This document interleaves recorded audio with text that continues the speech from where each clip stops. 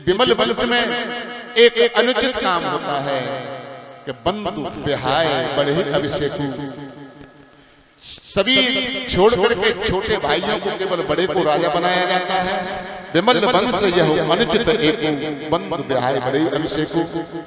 मैं भरत लक्ष्मण शत्रुघ्न चारों भाई साथ साथ जन्मे हैं, साथ साथ खेले, साथ साथ विवाह हुआ, सब काम साथ साथ हुए, और राजा बनने का नंबर आया तो राजा मैं अकेला बनूंगा, ये कैसे हो सकता है? लगता है ये काम ठीक नहीं है। और यही है राम राज्य। राम जी का भाव यह है, सब भाइयों को छोड़ करके जो एक भाई हिस्सा लेना चाहता है, राम जी को ये प्रिय नहीं है। राम जी कहते कि नहीं, ये अनुचित है, भाई भाई को तो समान होना चाहिए। और यही संविधान की नींव है, यही राम राज्य की नींव है, यही राम जी का विचार संविधान को जन्म दे गया, सभी भाइयों का बराबर बराबर का हिस्सेदार बना गया। इधर तैयारी चल रही है, शयन का नंबर आया, राजा बनने की बात आई, नगर सज रहा है बड़ी धूमधाम के साथ में। देवताओं को लगा कि कल राम का राज्याभिषेक हो जाए, तो इनके पेट में दर्द होने लगा। राम राजा बन जाएंगे सुबह। इन्होंने नारद जी से कहा, हे नारद जी जाओ, और जाकर के राम आनंद रामायण से बोल रहा हूं, आनंद रामायण की कथा है। नारद जी को देवताओं ने भेजा, हे नारद जी आप जाइए, राम जी से हमारी विनती सुनाइए कि हे राम, इस राज्य को स्वीकार मत करो, आपको तो वन में जाकर के रावण का संहार करना है।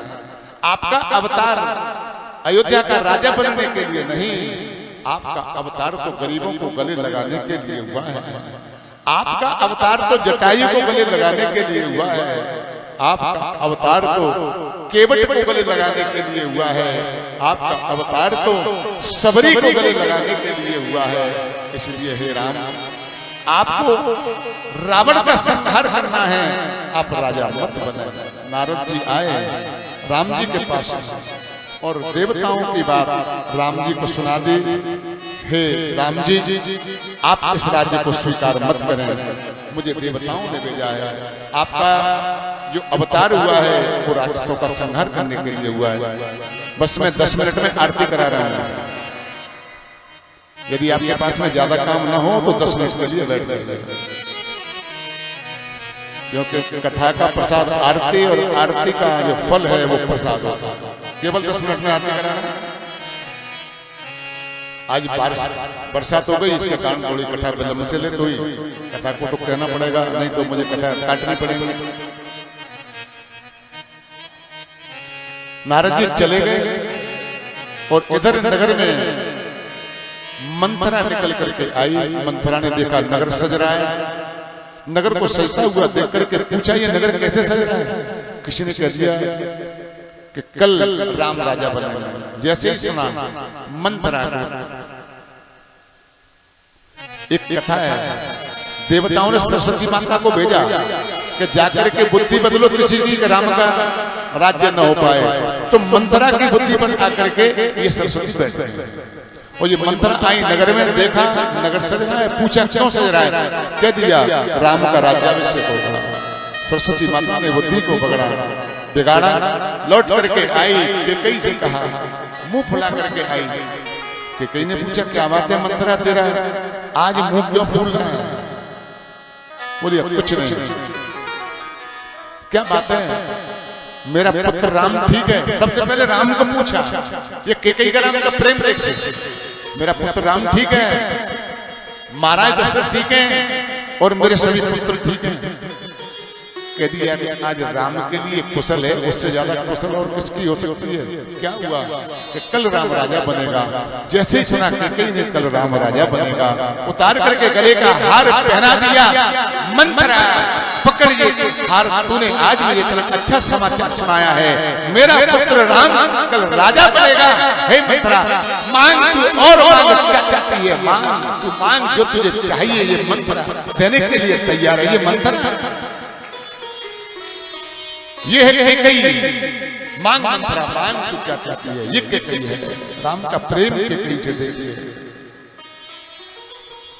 मंथरा ने कहा कैकेयी बड़ी प्रसन्न हो रही हो, तुमको पता है राम राजा बन जाएगा तो कौशल्या राजमाता बनेगी, और कौशल्या राजमाता बन जाएगी। कौशल्या तुम्हारी सौत है और तुम्हारी सौत कल तुमको दासी बनना पड़ेगा, तुम्हें दासी बना देगी। उन्होंने कद्रू और विनता की महाभारत की कहानी सुना दी। मैं भी आपको सुना देता कद्रू विनता की कहानी, लेकिन समय नहीं है, फिर कभी सुनाएंगे। आपको सौत बनना पड़ेगा, सौत का कष्ट बहुत महत्वपूर्ण होता है।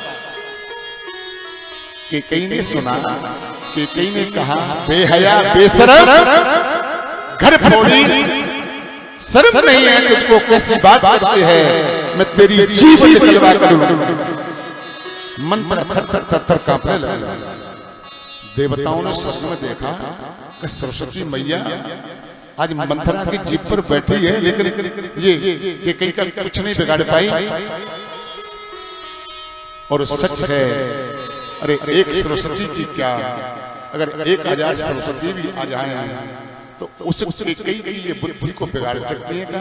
जिस कैकेयी ने भरत जैसी साधु का जन्म दिया, अरे जो साधु की खान है, जो साधु पैदा करती है, क्या उसको सरस्वती उसकी बुद्धि को बिगाड़ सकती है? नहीं बिगाड़ सकती। देवता भयभीत हो गए। देवताओं ने कहा क्या करें? देवता स्वर्ग से उतर करके आए अवध की भूमि पर, उतर करके आज महाराज आंगन में कैकेयी के आंगन में आ गए। हाथ अदृश्य हैं देवता, केवल कैकेयी को दिखाई दे रहे, मंथरा को दिखाई नहीं दे रहे। देवताओं ने कहा हे कैकेयी मां, हम आपसे कुछ मांगने आए हैं। क्या मांगने आए हो? हे मां कैकेयी, हम आपसे ये मांगने आए हैं, राम अगर राजा बन जाएगा समाज अहित हो जाएगा, और फिर राम अयोध्या का राजा बन जाएगा। राम जगती का राम नहीं बनेंगे, राम गरीबों के राम नहीं बनेंगे, राम तीनों के राम नहीं बनेंगे, राम जन जन के राम नहीं बनेंगे, राम केवल अयोध्या के राजा बनकर के रह जाएंगे। हे मां कैकेयी, लेकिन राम का अवतार अयोध्या का राजा बनने के लिए नहीं, जगत का राम बनने के लिए हुआ है। इसलिए हे मां, राम को तो वन में जाना चाहिए, और ये काम केवल आप कर सकते हैं, और कोई कर नहीं सकता। जैसे माता कैकेयी ने सुना, विनती करके देवता चले गए, हे मां हमारी प्रार्थना आपसे, राम को वन भेजिए। जैसे माता कैकेयी ने सुना, देवता चले गए। माता कैकेयी को एक बात का स्मरण हो गया। राम जी जब छोटे थे, लक्ष्मण जी और शत्रुघ्न जब छोटे थे, एक दिन की घटना, राम जी आए और आकर के पीछे से माता कैकेयी की आंखों को बंद कर दिया। माता कैकेयी ने कहा लक्ष्मण आंखें खोलो, क्योंकि ये ऐसी शरारतें लक्ष्मण करते थे, राम जी नहीं करते थे। राम जी ने पहली बार किया, राम जी ने आंखें खोल दी। राम ने कहा मां मैं जीत गया, तुम हार गए। कैकेयी तो राम से बहुत स्नेह रखते हैं। माता कैकेयी ने कहा पुत्र राम, मैं हार गई, तू जीत गया, इस जीत के बदले में मांग, तू क्या चाहता है? मेरा राम जो मांगेगा ये कैकेयी देने के लिए तैयार है। राम ने कहा मां, मैं जो मांगूंगा वो आप मुझे दे दोगे? हाँ राम, मेरा पुत्र राम जो मांगेगा वो मैं राम को देने के लिए तैयार हूं। अगर राम मेरे प्राणों को मांगेगा तो मैं राम सोचूंगी नहीं, क्षण में तुझे अपने प्राणों को नौछावर कर दूंगा, तुझे प्राण दे दूंगा। राम ने कहा मां मैं जो मांगूंगा बहुत कठिन है। राम मुझे ये बता, जो तू मांगेगा वो कठिन मेरे लिए कितना भी हो, लेकिन ये बता कि तेरे लिए भला है क्या? राम ने कहा मां जो मैं मांगूंगा अगर जो तुम मुझे दे दोगे तो मेरा भला है, मेरा जन्म सार्थक हो जाएगा, मेरा जीवन सार्थक हो जाएगा।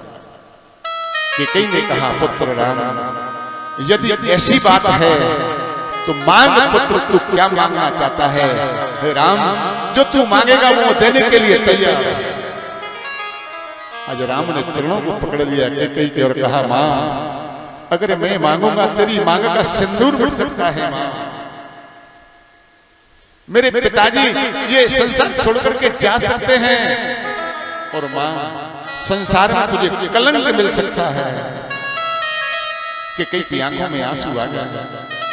पुत्र राम तू ये क्या कह रहा है, मेरी मांग का सिंदूर मिट जाएगा, मुझे संसार में कलंक लग जाएगा। हाँ माता कैकेयी ने फिर कहा, पुत्र राम मेरी मांग का सिंदूर मिट जाएगा, मुझे संसार में कलंक मिल जाएगा, मुझे एक बात बता, मेरी मांग के सिंदूर के मिटने से और मुझे संसार में कलंक के मिटने से क्या राम तेरा भला होगा? राम ने कहा, मां मैंने तुझे पहले कह दिया है राम, हे मां मैं अगर ये होगा तो मेरा जीवन सार्थक हो जाएगा। माता कैकेयी ने कहा, हे पुत्र राम अगर तेरा हित है, तेरी भलाई है, तेरा जीवन सार्थक होगा तो एक जन्म नहीं 1000 जन्म तक इस कैकेयी की मांग का सिंदूर मिटता रहे, लेकिन मेरे राम का काम होता रहे। ये कैकेयी देने को तैयार है। मांग राम तू क्या मांगना चाहता है? मांग पुत्र राम तू क्या? ये कैकेयी को देखना है तो राम की नजरों से देखो। दोष दे जननी जड़ जब मिल गए थे त्रिकूट पर राम जी ने कहा है, जो कैकेयी को दोष देगा वो जड़ है, वो मूर्ख है, राम जी ने कहा है। और उसने साधुओं की सभा संगति नहीं की है। राम जी के शब्द हैं। राम अगर कैकेयी को देखना है तो राम की आंखों से देखिए, ये कैकेयी का चरित्र है। कैकेयी ने कह दिया, अगर कैकेयी न होती तो राम राम नहीं बन रहे। कैकेयी ने कहा, मांग पुत्र तू क्या मांगना चाहता है? राम ने हाथ जोड़ करके कहा, मां मैं जो मांग रहा हूं बड़ा कठिन है। मांग पुत्र, मां जिस दिन पिताजी मेरा राज तिलक करें उस दिन तुम 14 वर्ष का वनवास मांग लेना। जैसे ही सुना तो पुत्र राज तिलक की जगह पर मैं तेरा वनवास मांगोगे, ये कैकेयी मूर्छित होकर के जमीन पर धड़ाम से गिर पड़ी है। पुत्र राम तूने क्या मांग लिया? मैं तुझे अपने पुत्र को वन में भेज सकती हूँ, ये तूने क्या मांग लिया? राम ने कहा, मां ये काम केवल कैकेयी कर सकती है। इस दुनिया में और किसी मां की इतनी शक्ति नहीं है जो राम को वन भेज दे। ऐसा और कोई दुनिया में जन्मा नहीं है जो राम को वन भेज सकता है। मां केवल वो आप, इसलिए आपको मुझे वन भेजना पड़ेगा। उस दिन मेरा राज तिलक होगा। माता कैकेयी को देवताओं के जाने के बाद में ये घटना याद आ गई कि राम को मैंने वचन दिया है, जिस दिन मेरा राज तिलक हो उस दिन तू मेरे लिए वनवास मांग लेना।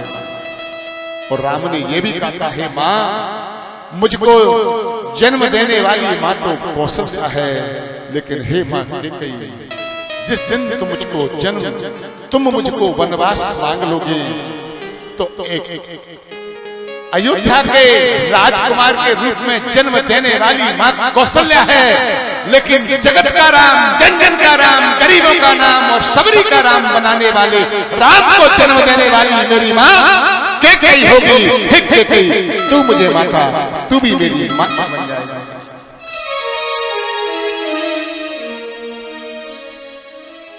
आज माता कैकेयी को ध्यान आया। माता कैकेयी ने कहा, मंत्रा से बोल। मंत्रा तू क्या कह रही थी? मंत्रा ने कहा, अब मैं क्या कह रही थी? मेरी एक जीभ है, जिसको तुम निकलवा लोगी तो दूसरी से मैं बोल नहीं पाऊंगी। 2 जीभ नहीं है मेरे, मैं घर फोड़ी हूं। मैं तुमको क्या बताऊं? सही बात कहती हूँ, तुमको बुरी लगती है। नहीं नहीं तू बोल बोल क्या कह रही थी? मेरी समझ में नहीं आई। फिर कहा कि आपका पुत्र मामा के यहाँ है, ननियाल में है। षड्यंत्र पूर्वक आपके पुत्र को ननिहाल में भेज करके राम को राजा बनाया जा रहा है।